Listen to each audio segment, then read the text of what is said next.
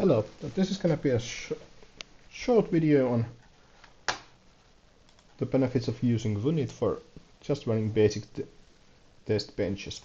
Now the script that we have open here is the vunit run.py, which is a simple script that looks for any VHD files in certain folders shown here. Now we're going to start out by creating the test bench. Now we're going to go for counter simulation here, and then we're going to create a file called tbexample.vhd. Right.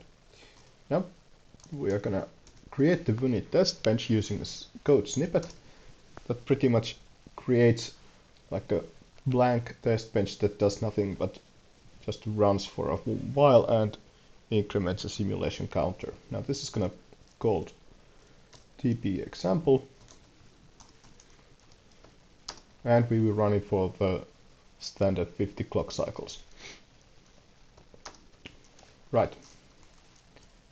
Now we save it, and then all we need to do is just launch the vunit script here. Now how we launch it is we're going to call Python, and we're going to run the Vunit run.py script, and the rest here is just we're going to launch it with 24 threads, and we will ask for the vunit to create a GHV waveform file for the gtkwave. Now what is happening here is just it builds the Vunit environment, and we can see that we actually have now run the tbexample test bench.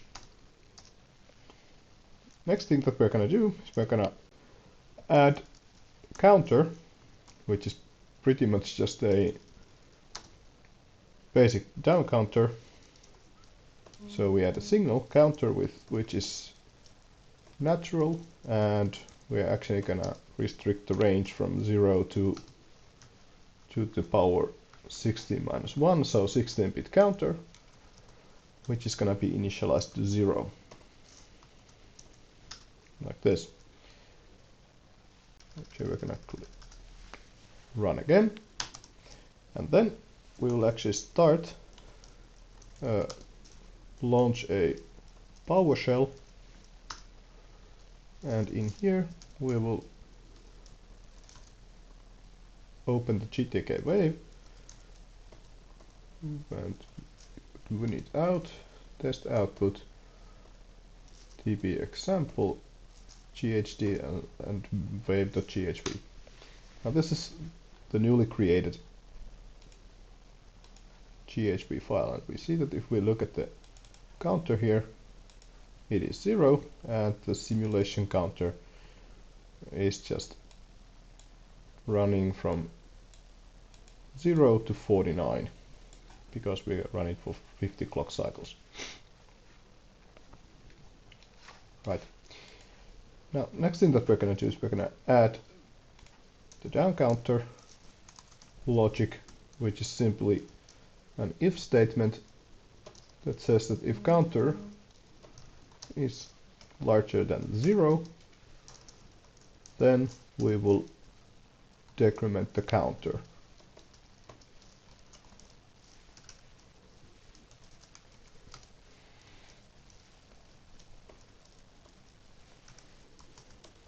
Like this, and if.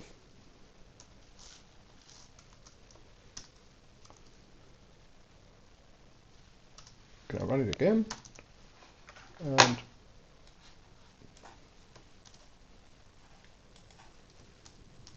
our counter did nothing, and the reason here is because we are still initializing it at 0. So next thing that we're gonna do is we're gonna put the initial value to, for example, 10, and once we run the script again,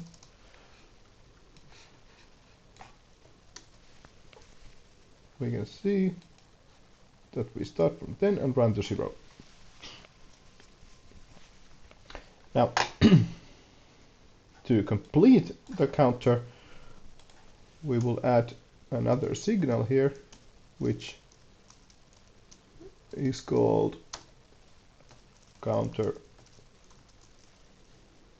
is finished, which is a boolean, and it is initialized to false. And we then have another if statement which looks if counter is 1, then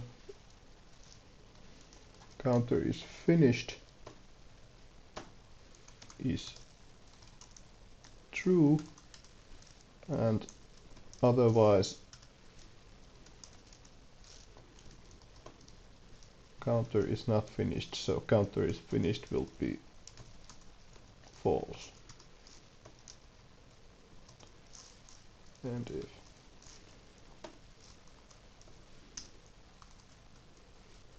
now as we run the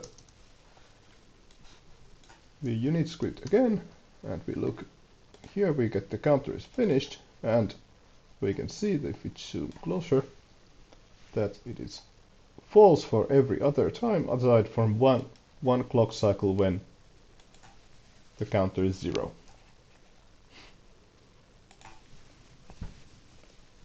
Also, we should note that every time I have run the Vunit script, it actually runs all of the test benches that are found in the file. That is how we use VUnit in just basic development and running test benches.